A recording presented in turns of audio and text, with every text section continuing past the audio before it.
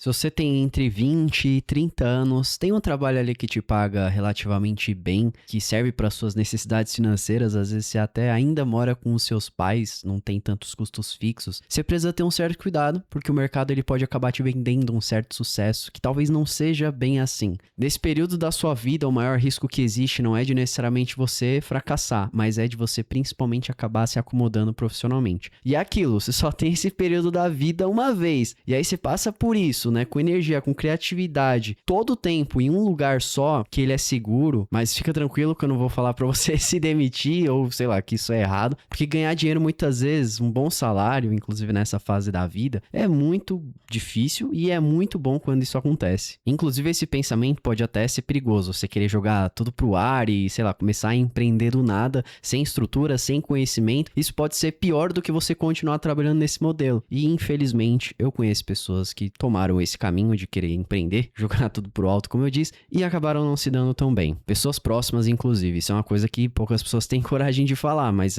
pode acontecer. E na minha opinião, um ponto que precisa ser repensado, inclusive, falando desse assunto, é a romantização do trabalho. Porque assim, cara, a internet, ela te vendeu essa ideia de que existe o emprego dos sonhos, que existe tudo perfeito e maravilhoso, só que não existe isso de você acordar todo dia pensando que, uau, vou cumprir meu propósito, ou tá cheio de alegria. Todo trabalho tem chatices. Seja você um médico, programador, um CEO, quase todo o trabalho, pra você ter ideia, envolve cerca de 30 a 40% de burocracia, estresse, reunião inútil, tarefa que você odeia fazer, pode parar e pesquisar atividades. Você vai se deparar com muita coisa chata pra se fazer. Se você ama cozinhar, por exemplo, você resolve abrir um restaurante, seu dia a dia não vai ser cozinhar, meu amigo. Esquece, não tem essa não. Você vai gerenciar estoque, você vai negociar com o fornecedor, vai lidar ali com a fiscalização, vai gerenciar processo. E o que eu vejo como um bom trabalho é aquele que você está disposto a passar pelos problemas, pelos perrengues e consegue sim tirar alguma satisfação, porque se também não conseguir achar algum prazer, mínimo prazer, também não vale a pena nenhuma, né? Tem pessoas que estão na beira do colapso porque elas ganham 20, 30 mil reais e, cara, odeiam o que elas fazem. Também não é esse extremo, Você tá num ambiente que você odeia, cara, tenta mudar o mais rápido possível, mesmo que você comece a ganhar menos. Inclusive tem até um movimento de pessoas que preferem ganhar um pouco menos para ter uma qualidade de vida um pouco maior e melhor. E eu, sinceramente, sou a favor disso. Não acho que tem que ser ganhar mais acima de qualquer coisa, acima da saúde mental, enfim. E esse pensamento, inclusive, ele quebra um pouco daquele problema que pode acontecer com muitas pessoas, de ficar pulando de empresa em empresa, achando que o problema é ela, quando pode ser, inclusive, a expectativa errada de que o trabalho deveria ser, sei lá, um parque de diversão. Quando o trabalho, ele é trabalho. É como o seu Madruga disse uma vez. O ruim do trabalho é ter que trabalhar. Então, você escolher um lugar que vale a pena se esforçar é uma boa. É difícil, eu confesso que é difícil muitas vezes, mas existem sim boas empresas. Não só isso, mas também se cria uma idealização do empreendedorismo, como se ele fosse uma religião. Te venderam liberdade, te venderam dinheiro, te venderam uma vida livre de preocupações. Só que não é isso de forma nenhuma, cara. Quem te contou todas essas coisas não sabe do que ela tá falando. Empreender é difícil demais, cara. É solitário, é caótico, é absurdamente estressante. Você vai passar sim muitas vezes por problemas e dificuldades e você vai falar pra quem? Pra quem você vai falar? Pro seu mentor?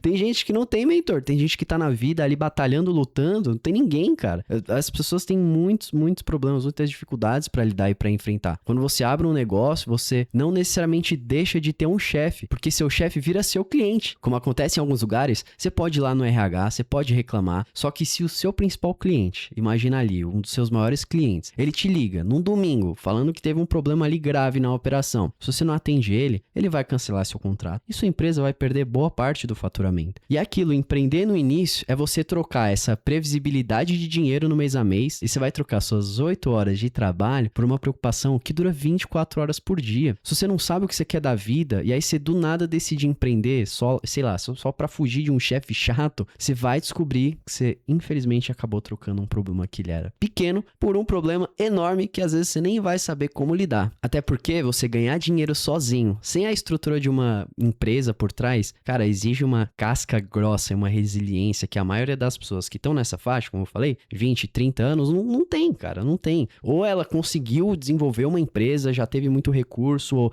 tentou desde cedo e tentou e falhou em várias empresas e já criou isso, ou ela vai passar por muito perrengue. É a verdade, é a verdade. E eu sei que parece que eu tô defendendo o CLT, mas não é bem assim. Até porque, apesar de todos esses problemas, quando você empreende, como eu disse lá no começo do vídeo, essa é uma fase muito boa da vida pra você errar e testar novas coisas mesmo.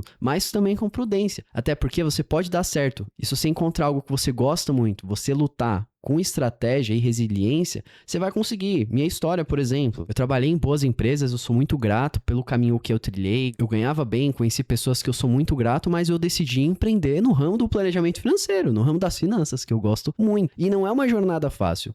Assim, eu me relaciono 100% com o que eu tô te falando, não são coisas da minha cabeça que eu vi em algum lugar, isso é a prática do que eu tô vivendo e de outras pessoas que eu conheço que também empreendem e fazem a mesma coisa. Você tem muito processo, você tem que aprender muita coisa, você tem que ser resiliente, você tem que fazer coisas que você não quer, mas ao mesmo tempo eu posso te falar que sim, é recompensador. Se você faz com estrutura, se você faz com estratégia, é muito recompensador. Inclusive quando você encontra algo que você ama. No caso, eu amo o que eu faço. Eu amo poder ajudar as pessoas no meu planejamento financeiro. Inclusive, se você não conhece, quer saber como funciona, tem um link aqui embaixo. E na minha opinião, o meio termo saudável para você fazer é você construindo uma ideia aos poucos, um conceito de negócio, enquanto você tá no seu trabalho. Assim, os prós dessa abordagem é que você não perde sua fonte de renda principal e você consegue construir algo com calma, sem uma pressão de ter que dar certo. Essa pressão, ela pode ser uma faca de dois gumes. Ela pode ser muito boa, porque ela vai realmente te puxar pra fazer acontecer, ou ela pode ser muito mentalmente desgastante. E eu vejo pouca gente falando sobre isso. E tem outro ponto de vista, que você realmente sai do CLT e começar a empreender. Os prós é que você vai ter mais tempo livre pra você focar no seu negócio. Isso pode sim ser muito bom, mas você vai tirar a sua fonte de renda principal e vai ter aquela pressão grande que eu falei em cima de você. E aí eu de verdade não recomendo essa segunda abordagem se você não tem pelo menos ali 12 meses de reserva. E principalmente eu não recomendo se você tem família pra sustentar e não tem condições ali de, pô, deu errado, deu ruim, eu posso voltar, eu tenho algum tipo de porto seguro. Além disso, pra você não se perder nesse processo, e quando eu falo se perder, é literalmente perder a sua identidade. Muitas vezes a gente acaba associando nossa identidade com o nosso cargo. Eu sou engenheiro, eu sou médico. Só que se a gente perde esse trabalho, já era. E hoje em dia é cada vez mais fácil a gente ser substituído pela IA. Então eu não gosto da pessoa colocar a identidade dela em algum tipo de trabalho. Tenta dividir a sua identidade ou encontrar uma identidade maior para que, independente do trabalho que você tenha, seja na sua empresa, no CLT, isso não te defina, porque você pode perder e as coisas são passageiras. Hoje você pode ser um engenheiro e amanhã não tá conseguindo mais trabalho. Isso eu sei que pode parecer uma dica meio medíocre, meio nada a ver essa questão de identidade, mas de verdade, ela é uma das coisas mais preciosas que um ser humano tem. Porque se ele não sabe quem ele é, da onde ele veio, da história, é muito fácil ele acabar não só desistindo dos sonhos ou da vida dele, mas acabar recorrendo a coisas péssimas, péssimas mesmo. Drogas, enfim, eu sei que às vezes pode parecer uma realidade meio distante, mas existem muitos casos por aí. E acima de tudo, de verdade, uma das melhores coisas dessa fase é você aprender o máximo que você pode, o máximo de coisas.